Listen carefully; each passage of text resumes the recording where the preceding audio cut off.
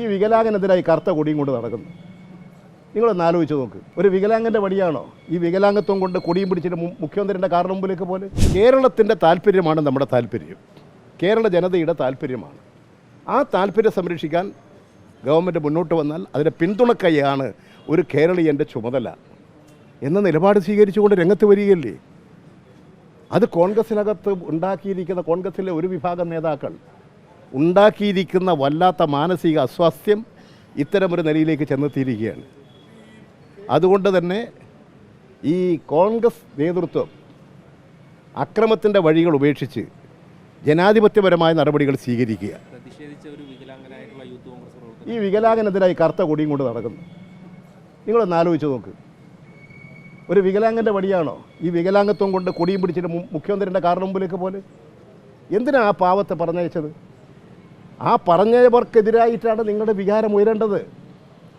ഈ നടക്കാൻ വയ്യാത്തൊരു പാവത്തെ പിടിച്ചുകൊണ്ടുവന്ന് കറുത്ത കൊടിയും കൊടുത്തിട്ട് മുഖ്യമന്ത്രിയുടെ കാറിന് മുമ്പിലേക്ക് തള്ളുന്നതിനെ കുറിച്ചല്ലേ നമ്മൾ ചിന്തിക്കേണ്ടത്?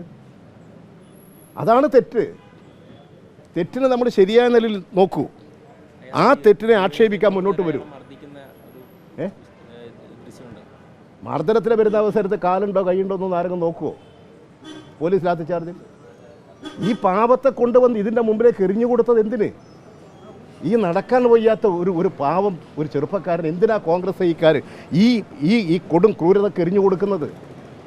എന്നാൽ വി ഡി സതീശനോ സുധാകരനോ പോയി തല്ലുകൊള്ളു. അതിന് അവരാരും ഉണ്ടാവില്ലല്ലോ. വടി കാണുമ്പോൾ തന്നെ അവർ ഓടുമല്ലോ. അതുകൊണ്ട് ഇത്തരത്തിലുള്ള അക്രമ പ്രവർത്തനങ്ങളെ പ്രേരിപ്പിക്കരുത്. സ്ത്രീകളെ കൊണ്ടുവന്നിങ്ങനെ അക്രമങ്ങൾക്ക് പ്രേരിപ്പിക്കരുത്. ഇതൊരു നല്ല ശീലമല്ല. അതവർ നേതൃത്വം കോൺഗ്രസ് UDFൻ്റെ തന്നെ കോൺഗ്രസിൻ്റെ നേതൃത്വം മനസ്സിലാക്കണം. UDFുകാരെല്ലാവരും അങ്ങനെയല്ല. കേരളത്തിൻ്റെ വികസന താല്പര്യരായിട്ടുള്ള UDFിനകത്തുള്ളവരുണ്ട്. അതിനെല്ലാം ഞങ്ങൾ സ്വാഗതം ചെയ്യുകയാണ്. കേരളത്തിൻ്റെ താല്പര്യങ്ങളിൽ UDFിനകത്തുള്ള ജനങ്ങൾ മുന്നോട്ട് വന്നാൽ സഹർഷം അതിനെ സ്വാഗതം ചെയ്യും. ഗൺമേന്മാർ വെല്ലുവിളിയാത്ത ഈ ഗൺമേന്മാരെ ആക്രമിക്കുന്നത് ശരിയാണ്.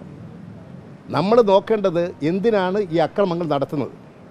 വെല്ലുവിളി രണ്ടാമത്തതല്ലേ. നിങ്ങൾ ആദ്യം ഈ അക്രമത്തെ അപലപിക്കൂ.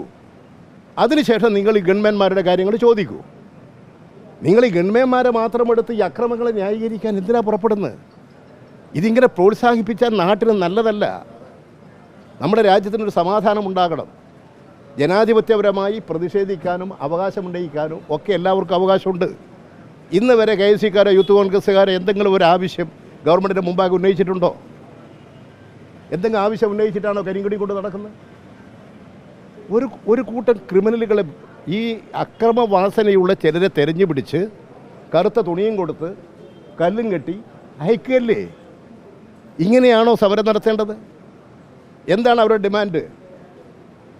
അതാണ് വ്യക്തമാക്കേണ്ടത്.